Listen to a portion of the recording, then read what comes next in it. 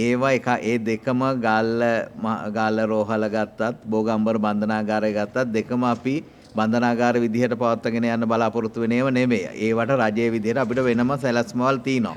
නමුත් මේ අවස්ථාවේදී ශනික පියවරක් විදිහට මේ විදිහට තමයි අපි ওই පියවර අරගෙන තින්නේ. මාස කිහිපයක් පමණයි ওই තැන්වල ওই බන්ධනාගාරය පවත්වාගෙන යන්නේ.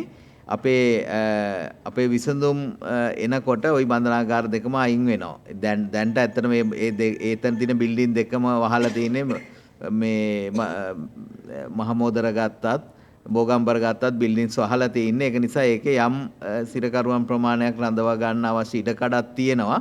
ඒක නිසා බොහොම කෙටි කාලීන පියවරක් විදියට තමයි ඒක අරගෙන තින්නේ. ඒක දීර්ඝකාලීන පියවරක් නෙවෙයි. ඒක නිසා කවුරුවත් ඒකට කලබල විය යුතු නැහැ. මොකද බොහොම කෙටි කාලීන පියවරක් ඒක. උසාවියල විනිශ්චයකාරතුමන්ලාගේ සේවා කාලය දීර්ඝ කිරීම යම් කිසි තත්ත්වයකටපත් වෙලා තියෙනවා. විවිධ අදහස් විවිධයි කියනවා. මේකෙන් ඔබතුමාලාගේ වාසිය සඳහා මේක කරනවා කියලා. දැන් අයියේ අපි දැක්ක විපක්ෂයේ කට්ටිය තේරම කියනවා විපක්ෂයේ ඒකට විරුද්ධයි කියලා. ඉතින් විපක්ෂය වර්ධනය කරන්න තමයි මේ නැහැ විපක්ෂය විරුද්ධයි උසාවි තියෙනවටම විරුද්ධයි. ඒ කියන්නේ එයාලා කැමති උසාවි නැති රටක්, පොලිසි නැති රටක්. ඒගොල්ලෝ බන්ධනාගාර නැති රටක්. මොකද ඒගොල්ලෝ හිටියේ ඒ ඔක්කොම ඒගොල්ලෝගේ අතේ තියාගන්නේ. ඒගොල්ලන්ට උසාවි මෙච්චර කාල ප්‍රශ්නයක් වුණ නැහැ. බන්ධනාගාර මෙච්චර කාල ප්‍රශ්නයක් වුණ නැහැ. මොකද බන්ධනාගාරට වෙන අය දාලා ඒගොල්ලෝ එළියේ හිටියේ. නමුත් දැන් අවශ්‍ය ස්ථාන වලට යනකොට බන්ධනාගාර ප්‍රශ්නයක් වෙලා තියෙනවා. උසාවි ප්‍රශ්නයක් වෙලා තියෙනවා. අපිට ප්‍රශ්න වෙලා තියෙන්නේ ඒක නෙමෙයි. අපිට තියෙන ප්‍රශ්නය යාළුවා තියෙන ප්‍රශ්නය දෙකක්. අපිට තියෙන ප්‍රශ්නේ තමයි මිනිසුන්ගේ මේ නඩු අනවශ්‍ය විදියට ඇදී යනවා. ඉඩම් නඩුවක් වුණාම පරම්පරා ගණනාවකට පස්සේ තමයි ඒකේ තීන්දුව එන්නේ. ඒක නිසා අපිට අවශ්‍ය මේ නඩු ඉක්මනින් ඉවර කිරීම. එයාලට අවශ්‍ය නඩු විභාග නොකර තබා ගැනීම. එතකොට අපේ අවශ්‍යතාවය ඒගොල්ලන්ගේ අවශ්‍යතාවය දෙකක් තමයි.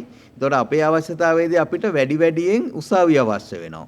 වැඩියෙන් විනිශ්චයකාරවරු අවශ්‍ය වෙනවා. එතකොට විනිශ්චයකාරවරු කියලා අපිට එක සැරේට හෙට නිෂ්පාදනය කරගන්න බෑනේ.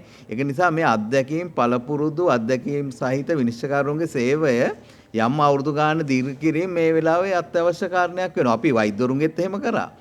වෛද්‍යවරු අවශ්‍ය වෙලාවේදී අපි විශේෂඥ වෛද්‍යවරුන්ගේ කාලය දික් කරා. ඉතින් ඒ වගේ දෙයක් තමයි මෙතනදී වෙන්නේ. ඉතින් මේක අවශ්‍යතාවයක් අපිට. අපේ අවශ්‍යතාවය අවශ්‍ය වෙන්නේ මේ රටේ යුක්තිය සහ සාධාරණත්වය උදෙසා. ඉතින් ඒ වෙනුවෙන් පෙනී ඉන්න අයට විතරයි අවස්ථාවේ තියෙන. අනිත් අයට ඒ අවස්ථාවේ නැහැ.